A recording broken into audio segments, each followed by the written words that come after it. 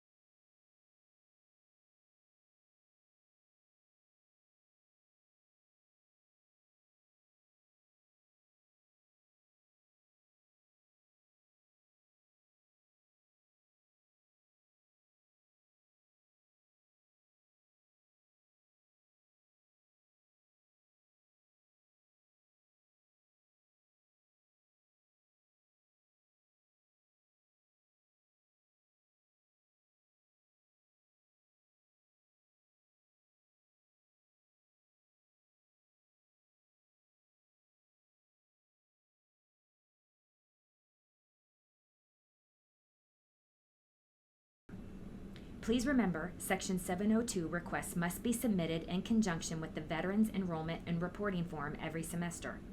If Section 702 is approved, financial aid, grants, and scholarships related to out-of-state tuition will be removed. Questions regarding the Section 702 out-of-state tuition exemption should be directed to our office.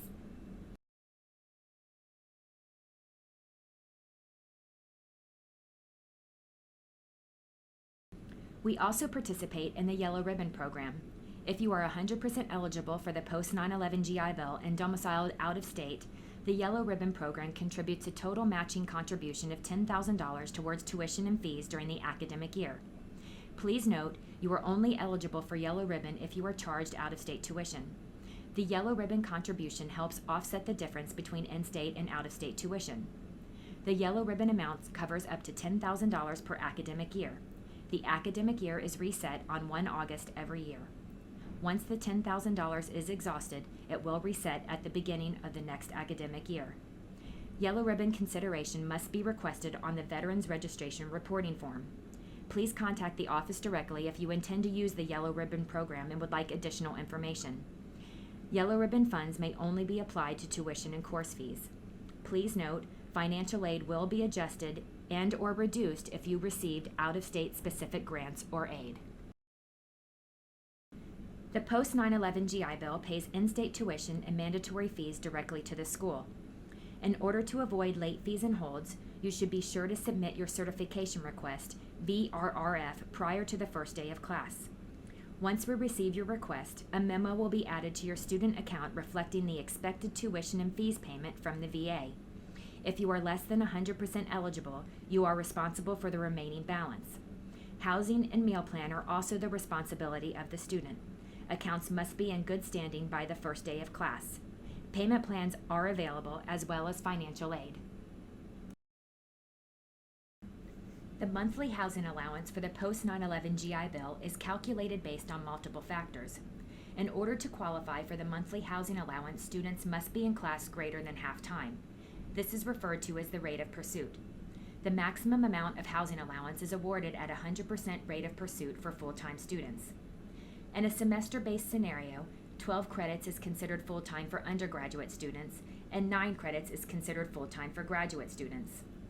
The rate of pursuit is calculated for those enrolled less than full-time but greater than half-time by the Department of Veterans Affairs.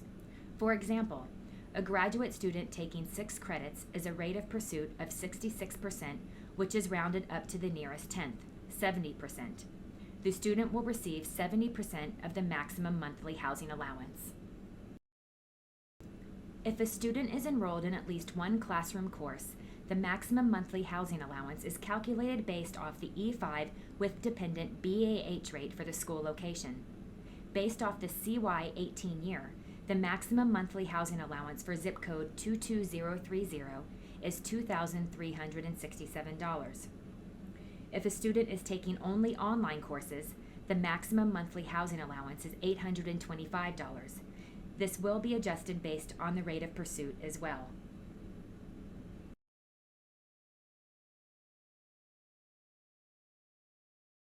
Many of our online and graduate programs are not semester length. Modular-based programs are considered non-standard terms. In certain circumstances, you may be considered a full-time student by the program, but the program may not meet the criteria for full-time based on non-standard term calculations. Please contact our office and we can assist in projecting the estimated monthly housing allowance you can expect for non-standard terms. Please remember George Mason University is responsible for only submitting the certification. The Department of Veterans Affairs calculates the payments based off your current eligibility. Payments from the VA are paid similar to active duty, in arrears and at the end of the month, and or about the first of the month. Payments are prorated by day for the months you were in class less than 30 days. The book stipend is capped at $1,000 per academic year. Each credit is paid at $41.67. The money is paid directly to you. Once you have reached $1,000, the stipend is exhausted until the following academic year. The academic year resets annually on August 1st. The Office of Military Services is here for you. Please reach out to our office with any questions you may have. We are glad to have you here at Mason and look forward to you joining the military and veteran family. Welcome to George Mason University.